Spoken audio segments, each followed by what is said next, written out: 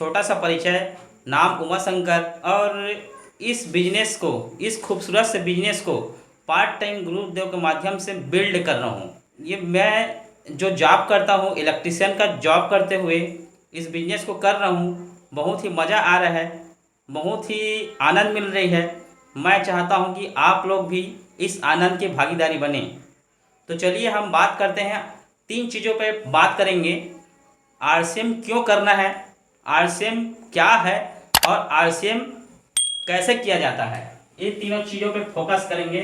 सबसे पहले RCM RCM क्यों करना है आपको, पहला चीज़ है। उसके बाद दूसरा, आरसीएम क्या है, आरसीएम कैसे किया जाता है, इन तीनों पे फोकस करेंगे हम। तो चलिए बात करते हैं आरसीएम क्यों करना है। तो एक सर्वे की तरफ चलते हैं। अमेरिका के बहुत बड़े अर्थशास्त्री हैं जे पॉल गेट्टी जी। इनका कहना है कि अगर सफल और कामयाब, जिसे आप बोलते हैं कामयाब, अमीर और रईस, चलिए जानते हैं कि उसके पास क्या होना चाहिए। आज जो कामयाब है, जो रईस है, सफल है, इनके बारे में हम बात करेंगे। तो इसके पास बहुत सारा क्या होना चाहिए, 24 घंटा टाइम होना चाहिए। उसके बाद इनके पास अनलिमिटेड पैसा होना चाहिए कि अगर किसी भी चीज़ को वो खरीद रहा है तो उस चीज़ को खरीदने के लिए उसको एमआरपी देखने की ज़रूरत ना हो, इतना पैसा उसके पास होना चाहिए। उसके बाद सही मायने में सिक्योरिटी होना चाहिए। जयपाल गेट्टी जी कहते हैं अगर वो सफल व्यक्ति है तो उसके पास बहुत सारा समय होना चाहिए, अनलिमिटेड पैसा होना चाहिए और सही मायने में सुरक्षा होना चाहिए। सुरक्षा की बात करूं तो सुरक्षा वह चीज़ होती है, हम रहे ना रहें, हमारे खानदान, हमारे जो बीबी बच्चे हैं, उसको भी पैसा हमारे ना रहने पे आना चाहिए, उसको बोलते हैं सुरक्षा। अगर ये तीनों चीज़ किसी व्यक्ति के पास है तो ही उसको हम क्या मान सकते हैं, सफल मान सकते हैं, सफल मान सकते हैं। ये सर्वे के दौरान पता चला, जो जे पॉल गेट्टी जो बहुत बड़े अर्थशास्त्री है, उसके अध्ययन के अनुसार ये जो व्यक्ति समय, पैसा, सुरक्षा तीनों चीज होता है उसको हम सफल मानते हैं। तो चलिए हमारे जो आसपास के माहौल में हम देखते हैं कि बहुत सारे ऐसे लोग भी हैं जिसके पास बहुत सारा समय है लेकिन पैसा बिल्कुल भी नहीं है। उसके पास बहुत सारा समय है लेकिन पैसा नहीं है, और पैसा नहीं है तो साथ साथ उसके पास सुरक्षा भी नहीं है। क्या इस व्यक्ति को हम सफल मान सकते हैं, क्योंकि ये तीनों कैटेगरी को फिल नहीं कर रहा है। तो चलिए असफल है, इसको हम सफल नहीं मान सकते हैं। तो ऐसे कौन व्यक्ति है जो आज के आपके आस पड़ोस में बहुत सारा उसके पास समय है, वो दिन भर घूमते रहता है, उसके पास भरपूर पैसा नहीं रहता है। तो इस कैटेगरी में कौन लोग आते हैं, सबसे पहले लोग आते हैं विद्यार्थी आते हैं, और विद्यार्थी के बाद आता है आपका रिटायर पर्सन आता है। उसके बाद आता है गृहिणियाँ, जो माता बहनें हैं, गृहिणियाँ जो घर में काम करने वाली है, वो आती है। उसके बाद आता है आपका बेरोजगार। ये 4 कैटेगरी के जो लोग हैं उनके पास समय बहुत है लेकिन पैसा नहीं है, सुरक्षा नहीं है। तो हम इस कंडीशन में हम उसे सफल मान ही नहीं सकते। चलिए हम आपके आस पड़ोस में और ऐसे भी व्यक्ति देखे होंगे जिसके पास बहुत सारा दौलत है, बहुत सारा पैसा है, बहुत सारा शोहरत है, ठीक है। तो इसके बारे में बात करते हैं, ऐसे कौन व्यक्ति है जिसके पास समय नहीं है लेकिन उसके पास बहुत सारा क्या है, पैसा है। और सही मायने में बोला जाए तो पैसा तो है लेकिन उसके पास जो सुरक्षा होना चाहिए वो सुरक्षा नहीं है। तो इसको भी हम सफल नहीं मान सकते। इसमें आते हैं डॉक्टर आता है पहला, उसके बाद आता है इंजीनियर आता है, उसके बाद आता है आपका सीए, चार्टर्ड अकाउंटेंट आता है, छोटे छोटे उद्योगपति यानी कि व्यापारी आते हैं जो कोरबा में बैठे हैं, व्यापारी। ये सारे लोग क्या आते हैं, ये सेल्फ एम्प्लॉय भी इसमें आता है, ठीक है। इस जिसके पास पैसा होता है, नहीं होता है, पैसा होता है, सुरक्षा होता है, इसको हम सफल नहीं मान सकते। एक डॉक्टर की बात करूं तो वो डॉक्टर क्या करता है, पैसा उसके पास तो बहुत होता है लेकिन उसके पास सुरक्षा नहीं है। तो इस तरह ये सफल व्यक्ति में से भी नहीं है। अब चलिए ऐसा व्यक्ति है जिसके पास तीनों चीज नहीं है, ना ही पैसा है, ना ही उसके पास सुरक्षा है और ना ही समय है। तो इसके बारे में बात करते हैं, ऐसे कौन व्यक्ति है जिसके पास तो समय भी नहीं है और उसके पास पैसा भी नहीं है, उसके बाद सही मायने में जो सुरक्षा होता है ये भी नहीं है, और इसको हम सफल नहीं मान सकते, इसलिए इसको भी क्रॉस लगा देते हैं। तो ऐसा कौन व्यक्ति है जिसके पास ना ही समय है, ना ही पैसा है और ना ही सुरक्षा है, और ये असफल है। तो ऐसे व्यक्ति में आते हैं जिसको बोलते हैं नौकरी पेशा। नौकरी पेशा चाहे प्राइवेट हो चाहे गवर्नमेंट वाले हो। आप देख सकते हैं कि नौकरी चाहे प्राइवेट वाला हो चाहे सरकारी हो, उसके पास समय भी नहीं है। अगर समय है उसके पास 8 घंटा समय है, तो आप देख रहे हैं उसके पास अगर कोई फैमिली हॉस्पिटलाइज हो जाता है तो उसको अपने बॉस से उसको छुट्टी लेना पड़ता है, यानी समय उसके कंट्रोल में नहीं है। उसके बाद पैसा की बात करूं तो उसके पास पैसा भी नहीं होता है। पैसा क्यों नहीं होता है? क्योंकि वो सैलरी पर्सन होता है। 1 से लेकर 10 तारीख के बीच में उसके पास सैलरी आता है। उस सैलरी जिस तरह से उनकी इनकम है उसी तरह से उनके खर्चे हैं। तो इस तरह से उनके पास 10 तारीख से लेके 20 तारीख के बीच में उनका पैसा ख़त्म हो जाता है, तो उसके पास पैसा भी नहीं रहता है। और उसके बाद बात करते हैं सुरक्षा की, जो फाइनेंशियल सिक्योरिटी होती है इसकी बात करते हैं। तो फाइनेंशियल सिक्योरिटी उनके जो बीबी बच्चे हैं, अगर उसको कुछ हो जाता है, अगर उसको उस प्लांट से निकाल जाता है, अगर उस जिस जॉब को कर रहा है उस जॉब से अगर उसको निकाल दिया जाता है, तो क्या उसके बीबी उसके बच्चे को क्या उस नौकरी को मिल पाएगा? क्या जो इनकम वहाँ पर ले रहा है, वो जो जॉब करने वाला है वो जो इनकम ले रहा है, मान लो 50,000 उसका सैलरी है, क्या उसके जो बेटे हैं उसको ट्रांसफ़र हो सकता है? ऐसा नहीं हो सकता है। तो ऐसे अब मेरे को आप बता दीजिए जिसमें फाइनेंशियल सिक्योरिटी मिलती है। तो ये तीनों चीज, ये नौकरी पेशा व्यक्ति है, चाहे वो प्राइवेट हो चाहे सरकारी नौकरी करता हो, ये आते हैं 95% व्यक्ति होते हैं जो हार्ड वर्कर होते हैं और स्मार्ट वर्कर नहीं होते हैं। ये हार्ड वर्कर होते हैं। तो इन लोग असफल क्यों हो गए, इन लोग नाकामयाब क्यों हो गए? आइए जानते हैं। ऐसे 4 फैक्टर हैं जो इनके काम को प्रभावित करता है, इसके काम पे रोक लगाता है, सफल होने नहीं देता है। तो चलिए जानते हैं। तो ये 95% जो लोग हैं हार्ड वर्कर है, ये असफल क्यों हो गए? इनका असफल होने का पहला कारण होता है ये काम का दोहराव करते हैं। पहली बात, काम का दोहराव करते हैं। अब एक नौकरी पेशा कर देखो, वो सुबह 8 बजे ड्यूटी जाता है, 5 बजे आता है, सुबह ड्यूटी जाता है 8 बजे, फिर 5 बजे आता है, बस वही काम को क्या करता है, दोहराते रहता है। अगर उस काम में नहीं जाए तो क्या उसको पैसा मिलेगा? क्या उसको 1 साल की छुट्टी ले ले तो उसको पैसा मिलेगा? नहीं मिलेगा, है ना। तो वो व्यक्ति क्या करता है, काम का दोहराव करता है। दूसरा जो असफल होने का मेन कारण है वो होता है 100% योग्यता। 100% योग्यता लगाना पड़ता है, चाहे वो कुछ भी काम हो, वो या तो मानसिक रूप से या शारीरिक रूप से। ये 2 प्रकार से एक मनुष्य के पास एबिलिटी होना चाहिए। अगर एक मजदूर की बात करूं तो शरीर से फिट होना चाहिए, तभी उसको कोई काम देगा। अगर कोई डॉक्टर है, कोई इंजीनियर है, वो मेंटलिटी फिट होना चाहिए, तभी उसको उस काम पे उसे उस नौकरी पे उसको रखा जाएगा। अगर कोई पागल हो जाता है, क्या उसको नौकरी मिल पाएगा? क्या उस जगह उसका इनकम वहाँ पर रुक जाएगा? क्या वो इनकम कमा पाएगा? नहीं कमा पाएगा। तो 100% योग्यता लगाना पड़ता है इसको। सबसे पहले काम का दोहराव होता है, उसके बाद 100% योग्यता लगाना पड़ता है, चाहे शारीरिक हो चाहे मानसिक हो। चलिए तीसरा क्या होता है, ये जो 95% व्यक्ति होता है उसके काम को 4 ऐसे फैक्टर हैं जो क्या करते हैं, वो 4 फैक्टर उसके काम को प्रभावित करते हैं, उसको जॉब को प्रभावित करते हैं, उनके इनकम को प्रभावित करते हैं। तो चलिए जानते हैं। तो सबसे पहले होता है दुर्घटना, उसके बाद होता है बीमारी, उसके बाद होता है आपका बुढ़ापा, और उसके बाद होता है मृत्यु। आप बताइए, अगर एक डॉक्टर के साथ एक दुर्घटना हो जाता है तो क्या उसके जो बेटे हैं, क्या उसकी बीबी है, क्या वो इलाज कर पाएगा? अगर मैं बात करूँ एक मजदूर की, अगर एक मजदूर अगर बीमार पड़ जाता है तो क्या उसका इनकम प्रभावित नहीं होगा? क्या वो काम पे जा पाएगा? अगर काम में नहीं जा पाएगा तो उसकी जो इनकम है वो प्रभावित होगी। अगर मैं बात करूँ एक चार्टर्ड अकाउंट का, अगर वो 60 साल के बाद 70 साल का हो जाता है तो क्या उनका इनकम प्रभावित नहीं होगा? क्योंकि ये बुढ़ापा आना ही आना है, ये अकाट्य सत्य है। उसके बाद बात करते हैं मृत्यु की। मृत्यु हर एक जो मनुष्य है यहाँ आया है वो मनुष्य को एक दिन जाना ही है।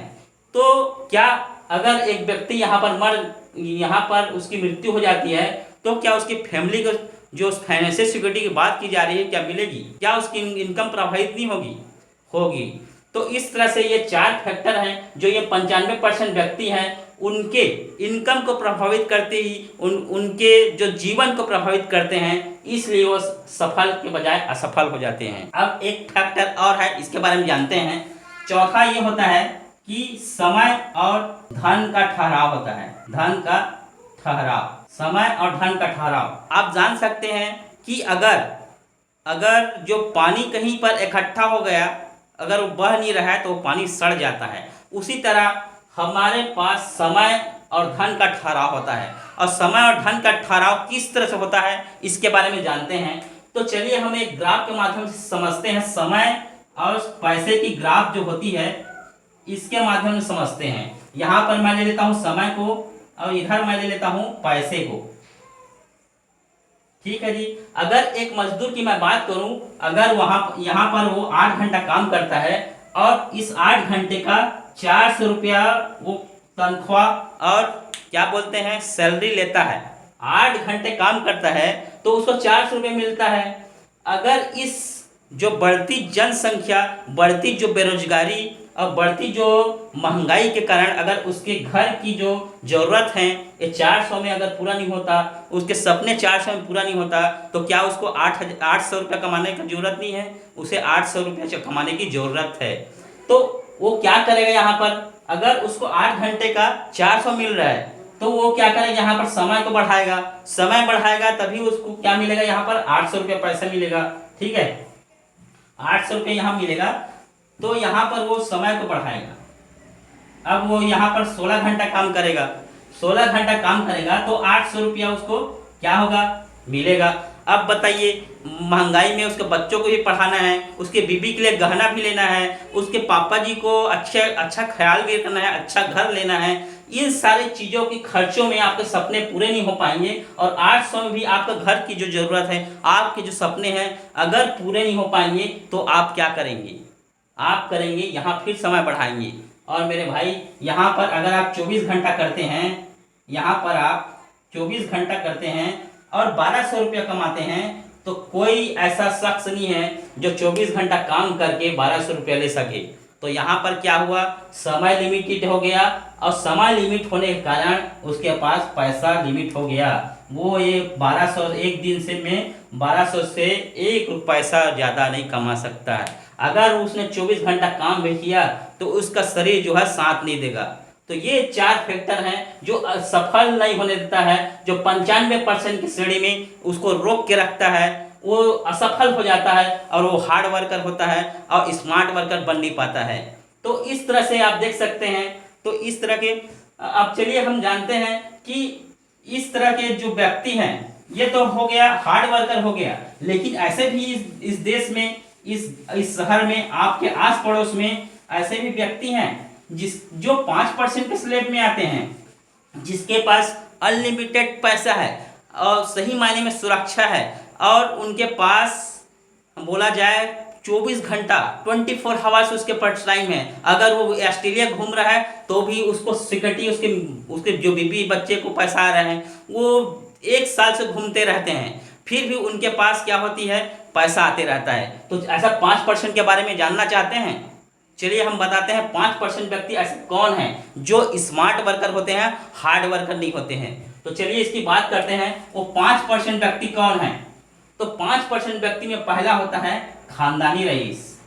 खानदानी रईस या पैदाइशी रईस भी बोल सकते हो। अब खानदानी रईस यानी ये उस खानदान में कोई अमीर था, रईस था। खानदानी रईस का मतलब वही होता है, उसके खानदान में क्या था, रईस था। उनके पापा जी या दादाजी ने जो जायदाद छोड़ के गया है, उस जायदाद का उपयोग कौन कर रहा है, उसके पीढ़ी कर रहे हैं। वो चाहे तो उसका विनाश कर सकते हैं, वो चाहे तो उसको क्या कर सकते हैं, उनको 4 गुना 5 गुना कई गुना कर सकते हैं। उसको बोलता है खानदानी रईस। 1% होते हैं, ये 1% लोग होते हैं। इसमें आते हैं टाटा, बाटा, धीरू भाई अंबानी हो गया, ये सारे लोग आते हैं। बहुत सारे लोग हैं जो खानदानी रईस है। ठीक है, चलिए ऐसे भी जो स्मार्ट वर्कर जो 5% में है, दूसरा होता है रॉयल्टी होल्डर। रॉयल्टी होल्डर, अब रॉयल्टी होल्डर के बारे में हम बात करते हैं तो रॉयल्टी होल्डर जो है 2% व्यक्ति होता है। रॉयल्टी होल्डर में 3 लोगों को कैटेगराइज किया गया है, तो तीन तीन विभाग में बांटा गया है। तो सबसे पहले जो होता है लेखक, गायक और वैज्ञानिक। अब वैज्ञानिक की बात करूँ, ये जो बल्ब दिख रहा है आपको, वो बल्ब की रोशनी में हम रह रहे हैं, लेकिन वो शख्स यहाँ पर मौजूद नहीं है, लेकिन फिर भी उसके जो खानदान है, उसके जो बीवी बच्चे हैं, उसके पीढ़ी हैं, उसको इस बल्ब हम जला रहे हैं, लेकिन पैसा उसके पास जा रहा है, उनके पास फाइनेंशियल सिक्योरिटी है। चलिए हम जानते हैं लेखक। अगर मुंशी प्रेमचंद जी ने कई ऐसे बहुत सारे प्रख्यात जो है प्रसिद्ध ऐसे बुक लिखे हैं, उसके बुक को लिखने से उनके घर में पैसा जा रहा है, उसके नाती पंथी छंती को पैसा जा रहा है, और उनके पास अनलिमिटेड पैसा है और अनलिमिटेड समय है। तो ये भी 5% के स्लैब में है। उसके बाद हम देख सकते हैं गायककार।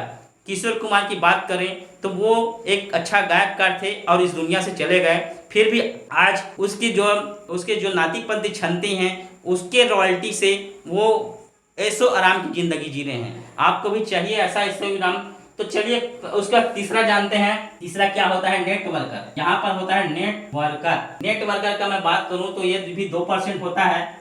चलिए इसके पहले हम बात करते हैं कि खानदानी रईस। अगर हम एक बार और पैदा होते हैं खानदानी रईस के घर में, तो क्या ये संभव है? खानदानी रईस के घर में हम पैदा हो सकते हैं, तब तो हम 5% में आ सकते हैं।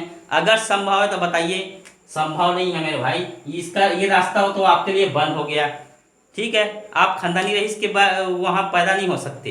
दूसरी बात करते हैं रॉयल्टी होल्डर। आप रॉयल्टी होल्डर बन जाइए, लेखन कीजिए, अच्छी अच्छी बुकें लिखिए, आप गाना जो है आप गाना गाइए, आपकी गाना चलना चाहिए बढ़िया से, आपको गाना जो फेमस होना चाहिए, उसको भी आप लेखक बन जाएंगे तो आपको भी रॉयल्टी मिलेगी। उसके बाद आप ऐसा यूनिक आविष्कार करें, जो आविष्कार करें तो उसकी आपको रॉयल्टी आए।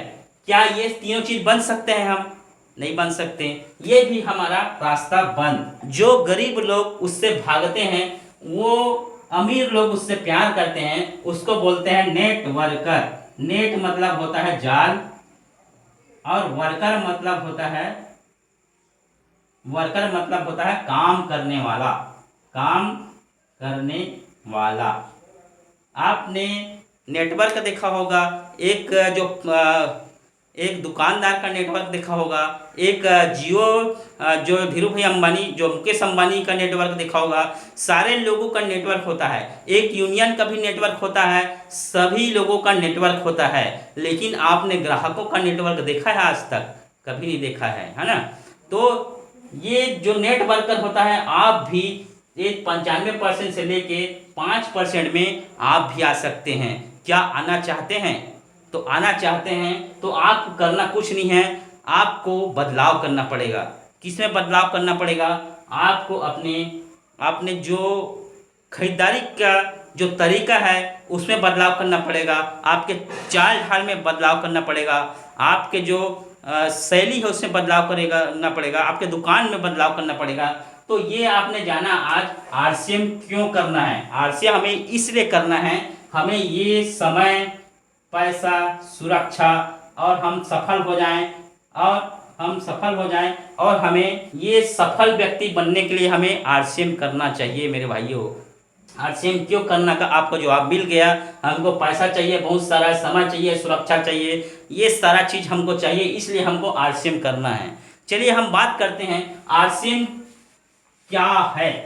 ठीक है, अब हम बात करेंगे आरसीएम क्या है। तो आरसीएम एक बदलाव है। आप अगर 95% से 5% में आना चाहते हैं तो आरसीएम क्या है को समझिए।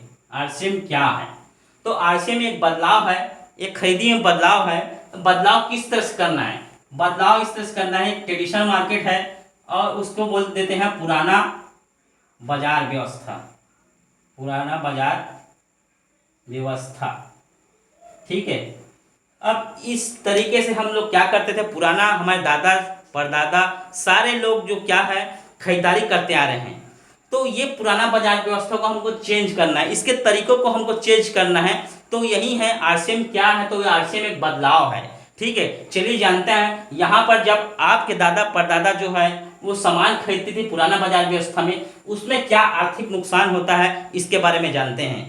तो यहाँ पर क्या होती है, यहाँ पर कंपनी होती है जो आपके और हमारे जो 100% ग्राहक है उसके उपयोग की सामान इस कंपनी में बनती है, और इस कंपनी में जो बना सामान है उसको उपयोग करने वाला को बोलते हैं ग्राहक या कस्टमर। यहाँ पर बोलते हैं इसको ग्राहक या कस्टमर बोलते हैं। तो ये ग्राहक के आसपास में कंपनी होती नहीं है, इसलिए वो अपने पास के दुकानदार के पास सामान खरीदने जाता है, जिसको बोलते हैं चिल्हर विक्रेता या दुकानदार। क्या बोलते हैं? दुकानदार।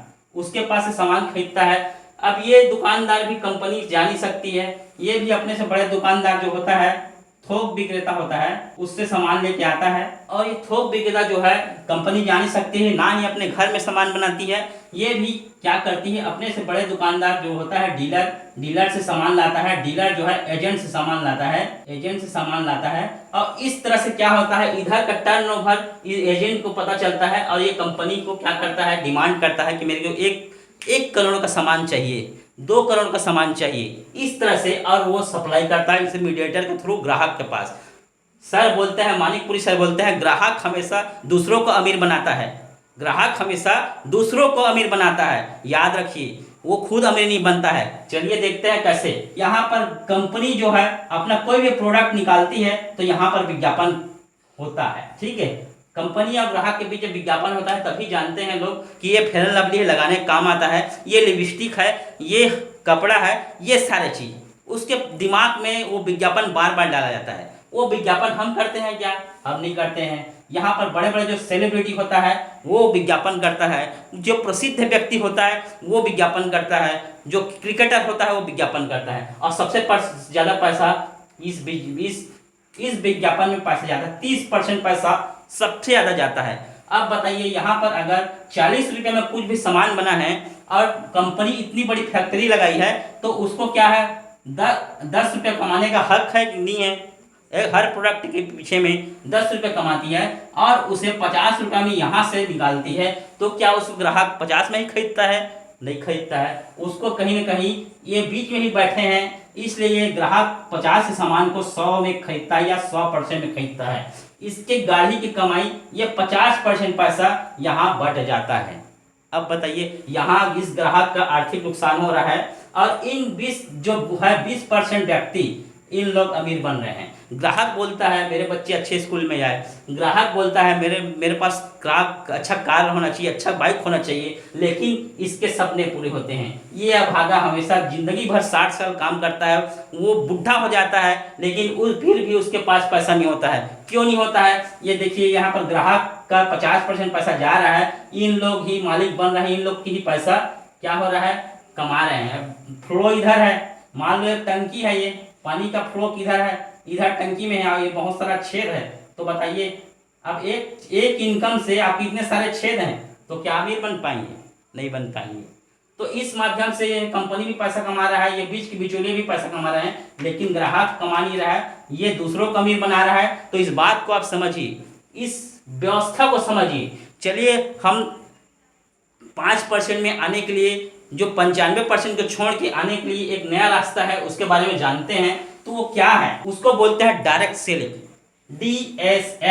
DSM, या बोल सकते हैं मल्टी लेवल मार्केटिंग। इस तरह से होता है। यहाँ पर क्या होता है, यहाँ पर भी कंपनी होती है, क्योंकि कंपनी बगैर सामान तो बनती नहीं है, और उसकी कंपनी का जो सामान को उपयोग करने वाला ग्राहक होना ही चाहिए। तो यहाँ पर भी क्या होता है, कंपनी सामान बनाती है, और यहाँ पर क्या होता है, यहाँ पर ग्राहक नहीं होके यहाँ पर डिस्ट्रीब्यूटर होता है, या होता है डायरेक्ट सेलर होता है, या IBO होता है, इंडिपेंडेंस बिजनेस ऑनर, ये होता है। तो कंपनी कहती है थोड़े दूर मैं आता हूँ, और ग्राहक को बुलाती है थोड़े दूर आप आइए। आपके आस पड़ोस जो शहर है 5-7 किलोमीटर अंदर में एक दुकान खोला जाएगा, एक POC का निर्माण किया जाएगा, वहाँ हम क्या करेंगे, यहाँ तक सामान पहुँचाएंगे, और आपको वहाँ तक आना पड़ेगा। और जो बीच को बिचौलिए हैं, जो 50% पैसा यहाँ पर बट रहा था, उस 50% पैसा को आपको देने के लिए तैयार हूँ।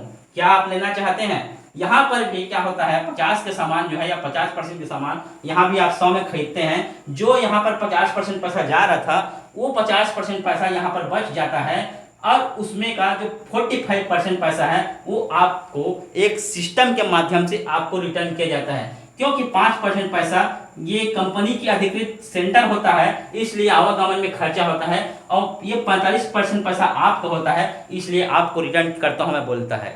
तो ये नया बाजार व्यवस्था होता है। क्या आप अपने 45% पैसा को लेना चाहते हैं? यहाँ पर देखिए, यहाँ पर आपका इनकम क्या हो रहा है, यहाँ बढ़ रहा है, यहाँ आपका इनकम का लॉस हो रहा है, ठीक है, यहाँ आपके लिए इनकम का लॉस हो रहा है। अब बताइए किससे आप सामान खरीदना चाहते हैं?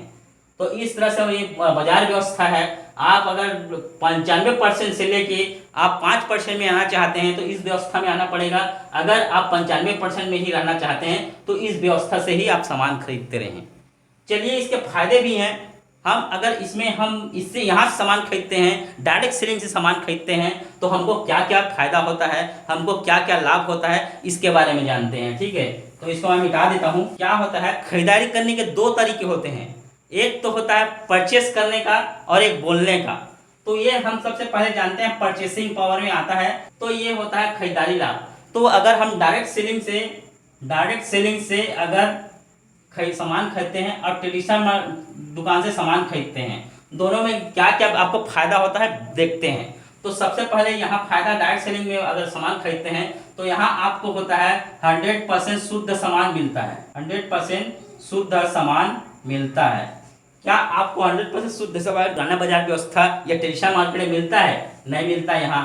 क्योंकि यहाँ 100% शुद्ध सामान इसलिए मिलता है क्योंकि बीच के जो बिचौलिए होते हैं वही डुप्लीकेट करते हैं, और डुप्लीकेट जहां हुआ वहां पर आपको शुद्ध सामान नहीं मिलेगा। जहां मीडिएटर हुआ वहां पर शुद्ध सामान नहीं मिलेगा।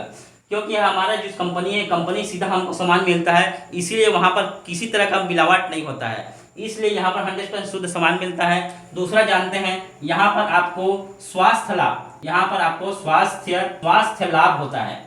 अगर आप यहाँ 100% शुद्ध सामान खाते हैं तो आपका बीपी नहीं होगा, कोलेस्ट्रॉल नहीं होगा, थायराइड नहीं होगा, कमजोरी नहीं होगा, नस्वाब पैदा नहीं होगा, नाना प्रकार की जो बीमारियां हो रहे हैं, आप देख रहे हैं इतना हॉस्पिटल खुल रहा है, ये सारी की जो बीमारियां आपको होगा नहीं, इसलिए आपको स्वास्थ्य लाभ होगा।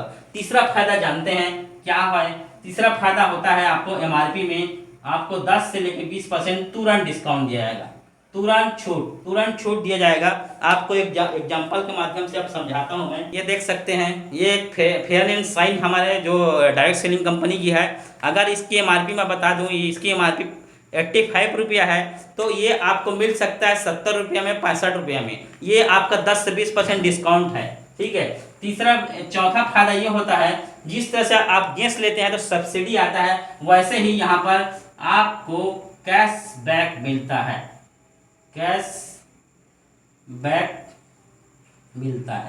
और कैशबैक कितना मिलता है? 10 से लेके आपको 32% आपके अकाउंट में ट्रांसफर होता है। इस तरह से आपको फायदा मिलता है। अब जानते हैं पांचवा फायदा ये होता है, आपको यहाँ पर अगर प्रोडक्ट अच्छा नहीं लगा तो ये फैसिलिटी मिलती है कि 30 दिन की मनी बैक गारंटी होती है। 30 दिन की मनी बैक गारंटी होती है। अगर ये पेन आपको अगर अच्छा नहीं लगा तो आप इसको वापस कर सकते हैं 30 तारीख के डेट में। ठीक है, तो इस तरह से आपको फायदा मिलता है। क्या यहाँ मिलता है? नहीं मिलता, यहाँ भी नहीं मिलता, ये सारा चीज कुछ नहीं मिलता है। उसके बाद छठा फायदा ये होता है, यहाँ पर आपको पूरे भारत में आपको बिजनेस करने का मौका मिलता है। उसके बाद आपको यहाँ पर सातवां फायदा ये होता है कि यहाँ पर आपको बाजार के मार्केट में बाजार के जो रेट होता है उसके तुलना में आपको कम रेट में सामान मिलता है। डिस्काउंट तो अलग मिलता है, लेकिन उससे कंपेरिजन में सामान जो है कम ही रहता है, जो एमआरपी है कम रहता है। तो इस तरह से आपको फायदे मिलते हैं।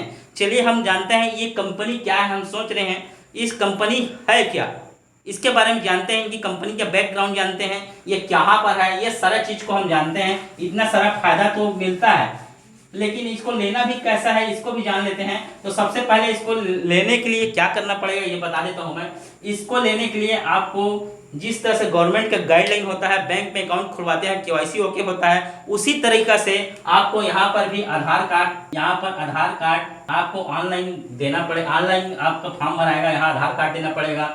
दूसरा यहाँ पर आपको बैंक अकाउंट देना पड़ेगा। उसके बाद तीसरा आपको देना पड़ेगा एक पासपोर्ट साइज का फोटो देना पड़ेगा। उसके बाद चौथा देना पड़ेगा, आप पैन कार्ड दे सकते हैं, नहीं रहेगा तो भी चलेगा। उसके बाद नॉमिनी नेम होता है, ये सारे चीज आपको केवाईसी के लिए आपको देना पड़ता है। उसके बाद एक 8 अंकों का, ऐसे करके 8 अंकों का आपको रेफरेंस नंबर मिलता है। उस रेफरेंस नंबर से आप जम्मू जाओ, दिल्ली जाओ, कलकत्ता जाओ, छत्तीसगढ़ जाओ, बिलासपुर, कहीं पर भी आप सामान खरीद सकते हैं। इस तरह से आपको यहाँ एंट्री लेने का सुविधा मिलता है। चलिए अब ये कंपनी क्या है, ये कंपनी का बैकग्राउंड जानता है, ये कहाँ कंपनी है, इसके क्या बैकग्राउंड है, इसके बारे में जानते हैं। तो चलिए जानते हैं कंपनी का क्या होता है बैकग्राउंड। जो कंपनी होती है उसकी बैकग्राउंड जानते हैं, ये कहाँ की कंपनी है, क्या है, ठीक है। तो ये कंपनी जो है 1977 की कंपनी है, जिस कंपनी का नाम है fashion shooting private limited. Fashion shooting private limited, ठीक है। 1977 की कंपनी है, बहुत पुरानी। टॉप 10 की जो सूट लेंथ बनाने की कंपनी है, जो टॉप 10 में थी, उन्होंने सोचा, उनके जो मालिक है टीसी छाबड़ा जी, माननीय टीसी छाबड़ा जी के लिए मैं ताली चाहूँगा। वो बहुत ही शानदार, बहुत ही आध्यात्मिक व्यक्ति हैं, इनके फाउंडर हैं। वो उनकी कंपनी में उन्होंने सोचा क्यों मैं अमीर बनूं, जो 95% व्यक्ति हैं उनको ही अमीर बनाने का काम करूं। तो उन्होंने क्या किया, उन्होंने 2000 में डायरेक्ट सेलिंग में कदम रखा और कंपनी का ब्रांड नेम हो गया RCM, यानी कि इसका फुल फॉर्म हो गया राइट कॉन्सेप्ट मार्केटिंग। इस तरह से ये एक ब्रांड नेम है। कंपनी का रियल नाम कौन सा है, ये है। और ये राजस्थान भीलवाड़ा की कंपनी है। कहाँ का है, राजस्थान भीलवाड़ा यानी हमारे भारत देश की कंपनी है। और ये इन्होंने 2000 में डायरेक्ट सेलिंग में कदम रखा और RCM में ब्रांड नेम है। जिस तरह से लक्ष्य जो होता है ब्रांड नेम है, और उसकी कंपनी का जो कंपनी है वो हिंदुस्तान यूनिलीवर है। तो इस तरह से है। चलिए हम इसके आप बैकग्राउंड के बारे में जानते हैं, ठीक है। इसकी जो कंपनी है 170 लाख स्क्वायर फीट हेक्टेयर में इनकी कंपनी है। और 4-5 जगह इनके बड़े बड़े यूनिट हैं, जैसे कि पंजाब में है, असम में है, आपका भीलवाड़ा में है, उदयपुर में है, पंजाब में है। ऐसे करके बहुत सारे चारों जगह में इनके बहुत सारे क्या है, इनके बहुत सारे फैक्ट्रीज हैं। तो इस तरह से इनकी कंपनी है। कंपनी जो है 50% प्रोडक्ट खुद बनाती है, ठीक है। पहले क्या होता था, पहले जब उन्होंने इस कंपनी का डायरेक्ट सेलिंग में शुरुआत हुआ, तो पहले उनके पास एक लोग थे जो टीसी छाबड़ा जी थे। आज 1.5 करोड़ के आसपास उनके पास आज डिस्ट्रीब्यूटर है, डायरेक्ट सेलर है, ठीक है। एक प्रोडक्ट होता था, एक प्रोडक्ट जो कपड़े से शुरुआत किया था, एक प्रोडक्ट होता था, आज कम से कम 700 से भी ज़्यादा प्रोडक्ट है, 700 भी ज़्यादा प्रोडक्ट है। पहले जो होता था, सबसे शुरुआत हुआ एक पीयूसी था, ये जहाँ से सामान खरीदते थे वो भीलवाड़ा में था। लेकिन आज देखोगे तो 10,000 से भी ज़्यादा इनके पीयूसी है। हर राज्य में, हर जिला में इनके पीयूसी हैं। एक आउटलेट था जिसको बोलते हैं डिपो, आज उनके पास कम से कम 700 से भी ज़्यादा उनके पास डिपो है। हर राज्य में उनको डिपो मिलेगा।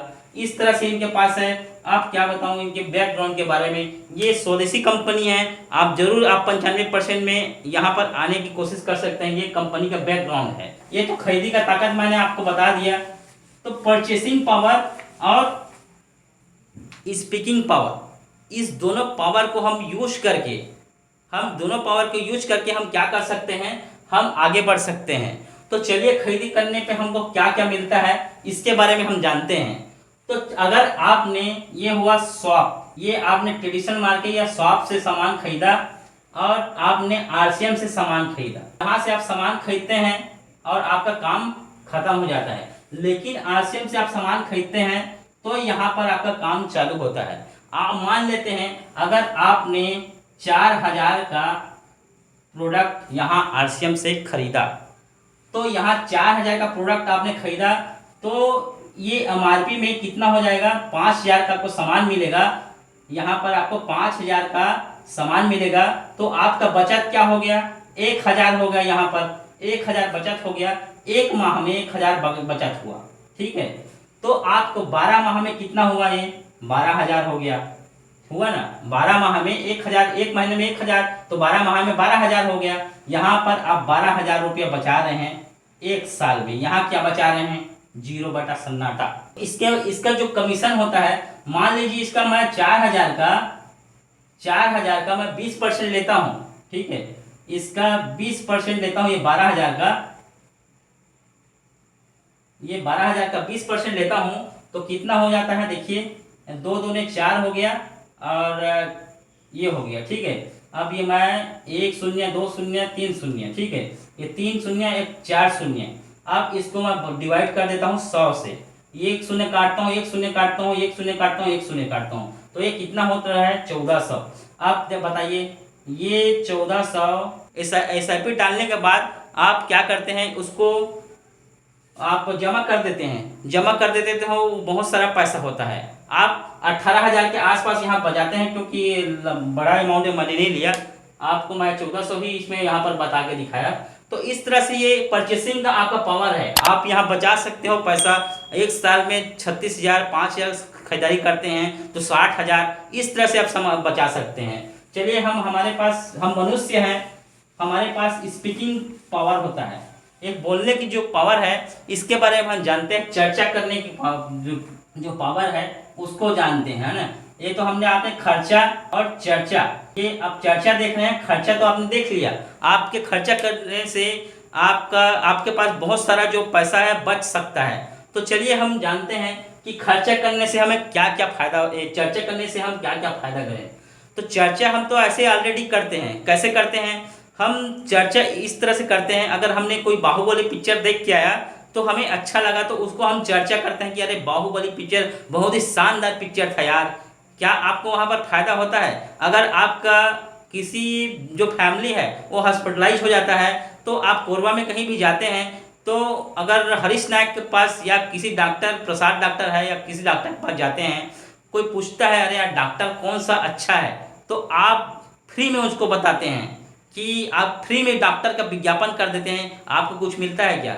नहीं मिलता है, डॉक्टर को ही मिलता है। तो इस तरह से आप अनफॉर्चुनेटली यहाँ पर क्या करते हैं, तारीफ करते हैं, लेकिन यहाँ पर आप प्रोफेशनल होके आप यहाँ तारीफ करते हैं तो आपको क्या मिल सकता है, चलिए जानते हैं। तो इंसान जो है बोलने की ताकत रखता है, इसीलिए इंसान जो है आज बहुत बड़ा काम कर सकता है। चलिए जानते हैं, अगर एक माह में 30 दिन होता है, ठीक है, अगर आप 30 दिन प्लान दिखाते हैं, तो 30 ज्वाइनिंग होता है। अगर 30 ज्वाइनिंग भी होता है ना, तो अगर मैं निगेटिव पॉइंट लूँ, अगर 30 लोगों में मैं पूरे जो 26 लोगों को काट देता हूँ, अगर आपके पास एक माह में 4 लोग आते हैं, अब ये 4 लोग क्या करेंगे, ये 1 और ये 4, इन लोग को भी क्या करेंगे, हम लीडर बनाएंगे, प्लान दिखाना सिखाएंगे, और ये 4 लोग फील्ड में उतरेंगे, और ये 4 लोग फिर 30, उनके पास भी 30 दिन रहेंगे, वो उन लोग भी क्या करेंगे, चर्चा लोगों को प्लान दिखाएगा, फिर उन लोग क्या करेंगे, अब वो क्या मल्टीप्लाई में चलेगा, ठीक है। अब यहाँ पर दूसरा माह में क्या होगा, दूसरा माह में यहाँ पर 4 × 4 करेंगे तो कितना हो जाएगा, 16 लोग। यहाँ कंपाउंडिंग काम करता है, यहाँ पर देख सकते हैं 4 लोगों ने फिर 4 लोगों को लाया तो 16 लोग हो गए।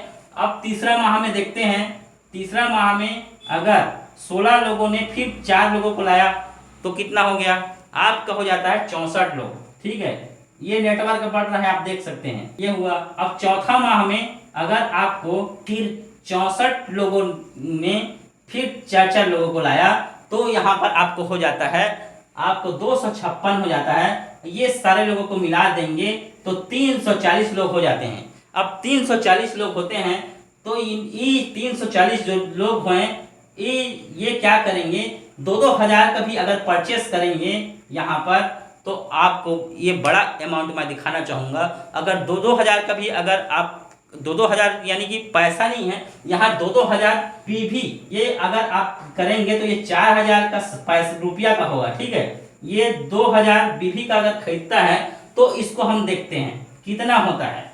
ये आपका होता है, आप चलिए यहाँ पर आपको उतार देते हैं, ये 0 हो गया, ये 0 हो गया, ये 0 हो गया, ठीक है। अब ये जीरो भी उतार देते हैं, तो 4 दूनी कितना हो गया, 8 हो गया।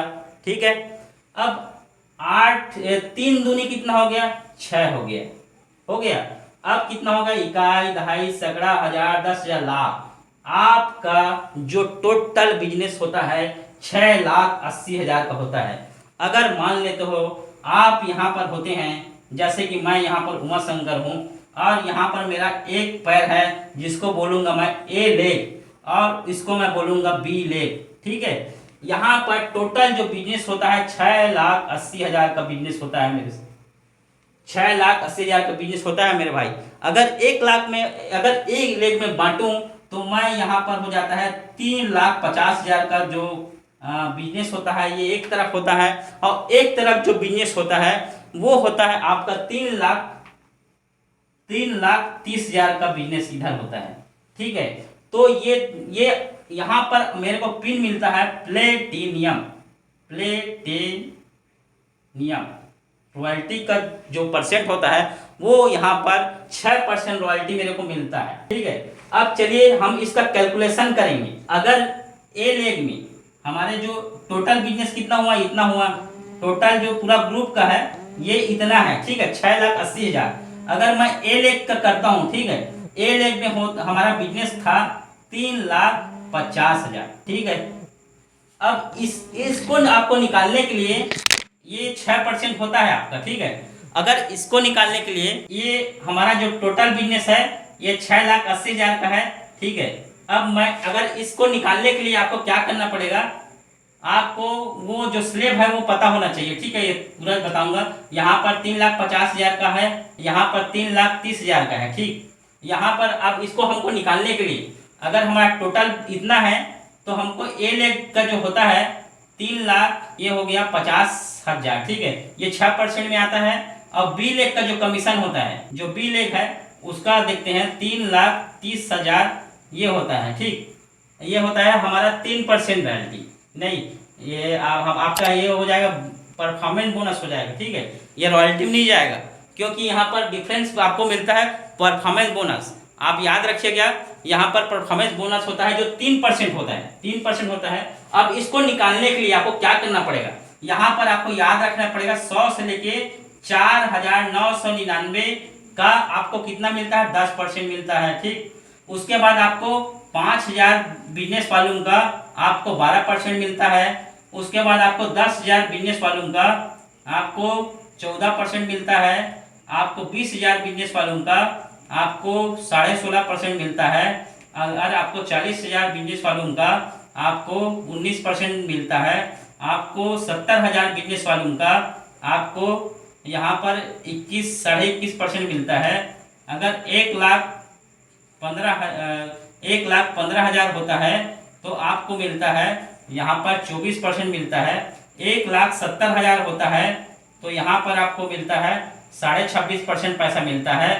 ठीक, अगर यहाँ पर आपको 2,60,000 बिजनेस वॉल्यूम होता है तो आपको 29% पैसा मिलता है। और 3,50,000 बिजनेस वॉल्यूम होता है तो यहाँ पर आपको 32% के स्लैब में आपको पैसा मिलता है। तो चलिए जानते हैं, यहाँ पर आप देख सकते हैं इस स्लैब से पैसा निकलेगा। ठीक है, तो ये देखिए आपको ये 3,50,000 यानी आप 6% रॉयल्टी में हैं, तो इसका 6% कितना होगा आप मोबाइल में कैलकुलेट कर लीजिएगा, टाइम भी हो रहा है। तो इसका आपको 21,000 हो रहा है। ठीक है, 21,000 आपका यहाँ पर हो रहा है। ठीक, अब वो करेंगे तो मैं बता देता हूँ। 5 छक्का कितना हो रहा है, 5 छक्का 30 हो रहा है। ठीक, तो 30 का 0 हो गया, 3 हासिल आ गया। ठीक, 6 दूनी 12, 6 तिया 18, 18 और 3 कितना हुआ, 21 हो रहा है ना। तो ये 21 हो गया ना, तो 21,000 ये हो गया। ठीक, ए लेग का कमीशन। उसके बाद जानते हैं बी लेग का कमीशन है ना। तो बी लेग में 3 तिया 9 हो गया। ठीक, और 3 तिया 9 हो गया, और यहाँ पर आप 4 शून्य उतार दो, इस तरह से कितना हो गया,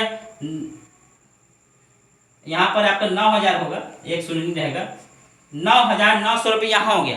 तो टोटल जो ए और बी का ग्रुप का जो कमीशन है वो आपका ये 9,900 हो गया, और ये ए लेग का हो गया 21,000 हो गया। ठीक है, तो दोनों को हम जोड़ देते हैं तो कितना होता है, देखिए 9 ये हो गया, 9 1 10 हो गया, 1 0 1 0। ठीक है, 9 हो गया, अब उसके बाद आपका ये एक आ जाता है, और 9 10 11 आपका 30,000 रुपया होगा। ठीक है, पर मंथ का जो इनकम होता है 30,900 होता है। ठीक, 30,900 पूरा पर मंथ का जो इनकम होता है ये होता है। तो यहाँ पर आपको 3% परफॉर्मेंस बोनस ये हो गया। ठीक, तो आपको इतना होता है। अगर ये पूरा टोटल ग्रुप का मैं निकालता हूँ, ये टोटल ग्रुप का, तो 6,80,000। क्यों करना है, आरसीएम क्या है और आरसीएम को कैसे किया जाता है, तो आरसीएम इस तरह से किया जाता है। आरसीएम को आपको इनकम आता है, आरसीएम कैसा आता है ये होता है। ठीक है, तो आज का जो प्रोग्राम था आप लोगों ने ध्यान से सुना, मुझे बहुत अच्छा लगा, बहुत ही एनर्जेटिक लगा। अब आगे का जो सेशन है उसको आगे बढ़ाने के लिए मैं कृष्णा सिद्धिवाल जी को इनवाइट करूंगा। सभी साथियों को ध्यान सुना इसके लिए धन्यवाद।